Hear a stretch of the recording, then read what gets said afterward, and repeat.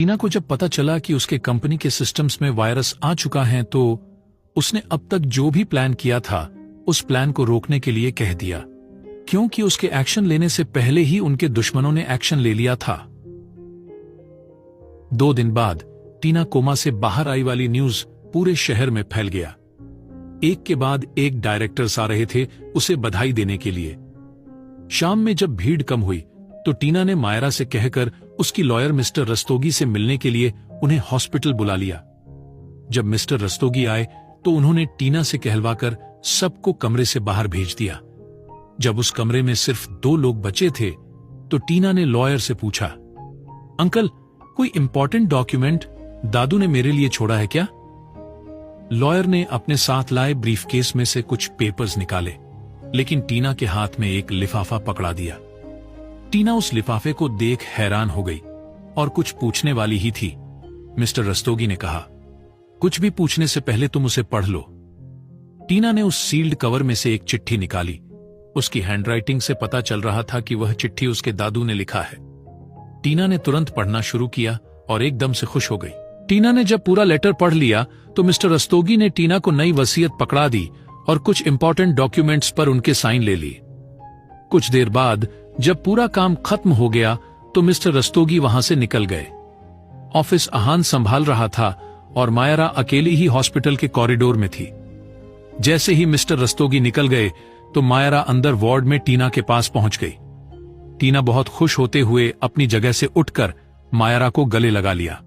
मायरा को टीना का इतना खुश होना हजम नहीं हो रहा था। टीना किसी भी कॉन्ट्रैक्ट या ऑक्शन में कोई भी कीमती चीज खरीदती है तो भी वह इतनी खुश कभी नहीं होती। इसीलिए मायरा टीना को ऐसा देख हैरान हो रही थी। अगले ही पल मायरा ने टीना को दूर करते हुए पूछी, हमें भी बता दो, थोड़ा हम भी खुश हो लेंगे। टीना थोड़ी देर सोचने के बाद बोली, कल की मेरी बर्थडे पार्टी कैंसिल कर दे, मुझे थोड़ा और सोचकर उन पर वार करना है। मायरा कुछ बोलती तभी टीना के मोबाइल पर अहान का कॉल आया और टीना खुश होकर कॉल पिक करके बोली, मल्होत्रा साहब, मैं आपको ही कॉल करने वाली थी, आपने ही सामने से कॉल कर दिया। अहान ये सुन टीना को चुप कराते हुए कहा, बॉस अभी आप ऑफिस मत आइए, रिपोर्टर्स आपको घेर लेंगे। अहान के टोन में डर साफ पता चल रहा था। टीना गंभीर होते हुए पूछी, एग्जैक्टली क्या हुआ है, मुझे बताओ।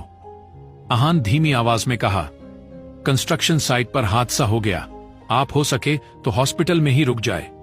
टीना कुछ और पूछने ही वाली ही थी, तभी अहान ने कॉल काट दिया। टीना ने 1 मिनट मोबाइल की तरफ देख तुरंत मायरा से बोली, सुहेल या रियाज किसी से भी कॉल करके पता लगाओ सिचुएशन क्या है। जल्दी से काका को कार रेडी रखने के लिए बोलो। मेरे डिस्चार्ज का जिम्मा तेरे सिर पे, मैं जा रही हूं। इतना बोल टीना तैयार होकर बिना मायरा की कोई भी बात सुने वहां से हवा के रफ्तार में चली गई।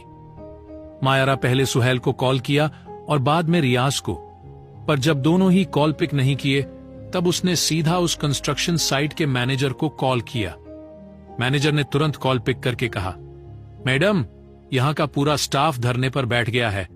मायरा ने चिल्लाते हुए पूछा, अरे इडियट, एक्चुअल में क्या हुआ वो बताओ। मैनेजर ने कहा, सुबह जब काम शुरू हुआ क्रेन से बड़े बड़े पत्थर एक जगह से दूसरी जगह ट्रांसफर हो रहा था और तभी अचानक से वहां से गुजरते हुए कुछ मजदूरों पर वह पत्थर गिर गए। जब तक मैं और इंजीनियर साहब ध्यान दे पाते वह क्रेन ड्राइवर तभी के तभी भाग खड़ा हुआ। एक मर गया और 5 लोग घायल हुए। सबको नजदीकी हॉस्पिटल में भर्ती करवाया गया। मायरा ने आगे कुछ नहीं पूछा और कॉल काट दी। तुरंत टीना को कॉल कर सब बता दिया। थोड़ी देर बाद मायरा ने डिस्चार्ज पेपर्स के प्रोसेस कंप्लीट करवाकर ऑफिस निकल गई। अहान मायरा को ऑफिस के अंदर आता देख परेशान होकर उसके पास आते हुए धीमी आवाज में पूछा, वो कहां गई? बोला था ना ऑफिस मत आना, तो सुनती क्यों नहीं है वो? मायरा कुछ बोलती तभी सुहेल उसके पास आते हुए कहा, बॉस कॉल पिक नहीं कर रही हैं और ड्राइवर का मोबाइल नंबर ऑफ बता रहा है, अब क्या करें? अहान ने कहा, मैं पहले रिपोर्टर्स को हैंडल करता हूं, तब तक आप लोग उसे ढूंढ लो। यह कह अहान वहां से जा ही रहा था, तभी मायरा ने उसे पीछे से ठोकते हुए उसके आगे हाथ जोड़ते हुए बोली, ज्यादा गुस्सा नहीं प्लीज, थोड़ा संभाल लीजिए, मैं आपके सामने हाथ जोड़ती हूं। आहान ने ओके कहा और वहां से ग्राउंड फ्लोर पर बना ऑडिटोरियम में चला गया, जिसमें सारे रिपोर्टर्स को बिठाया गया था। यहां टीना उस हॉस्पिटल में पहुंची थी जहां सारे मरीजों को भर्ती कराया गया। वह रिसेप्शन में पूछ ही रही थी कि उतने में एक उम्र दराज औरत आकर उसकी बाह पकड़ पीछे पलटाते हुए पूछी, उस कंस्ट्रक्शन साइट की मालकिन तुम ही हो? टीना ने उस औरत की तरफ देखते हुए बोली, हां दादी, आप मुझ। वो आगे कुछ और बोलती, तभी एक 40 साल की औरत ने उसे अपनी तरफ खींची और बोली, तुम जैसे बड़े लोगों को हमारी जिंदगी कीड़े मकोड़ों जैसा लगता है ना? तू रुक, अभी तेरी हालत ऐसा करूंगी कि आज तेरे साथ साथ सबको सबक मिलेगा। इतना कह उसने वहां से एक ईंट उठाकर टीना के सिर पर दे मारी। टीना वहां अपने बॉडी गार्ड्स के बिना ही आई थी। टीना अपना सिर पकड़कर वहीं बैठ गई। अब तक उसके सिर से खून निकल रहा था।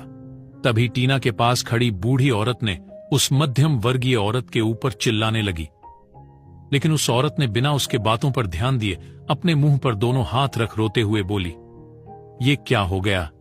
मैं सिर्फ गुस्से में थी, मैंने कुछ नहीं किया। ये सब होता देख कोई हंस रहा था और उस शख्स को हंसते हुए टीना ने भी देख लिया।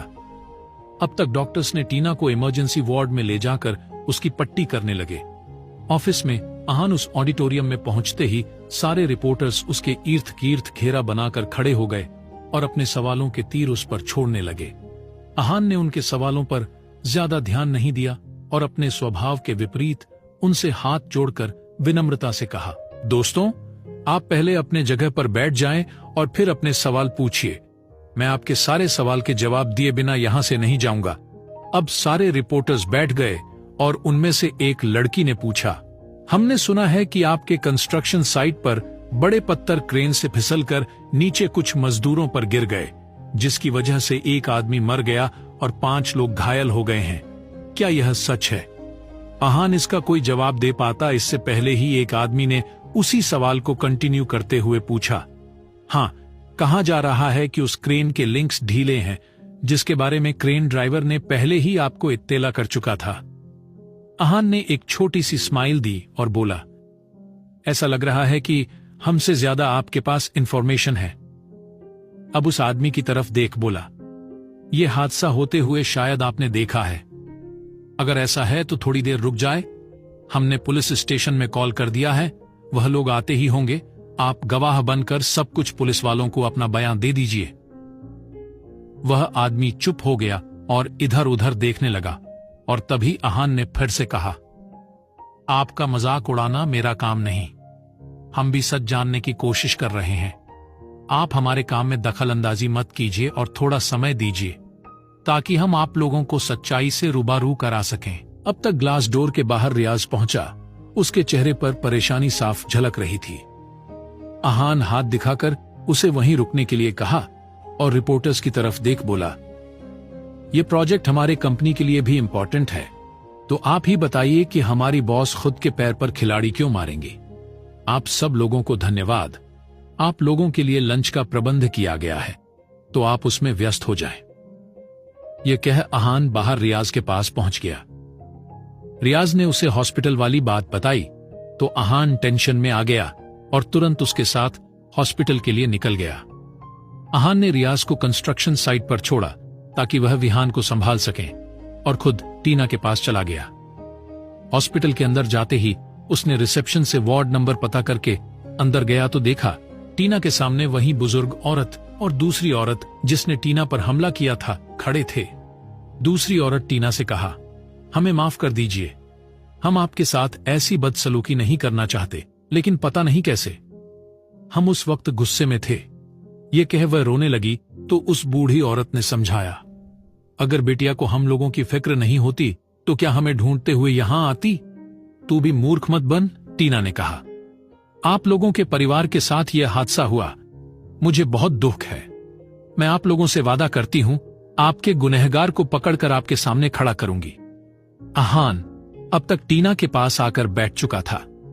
बूढ़ी औरत आहान को देखता देख टीना ने कहा, यह मेरा पति आहान मल्होत्रा।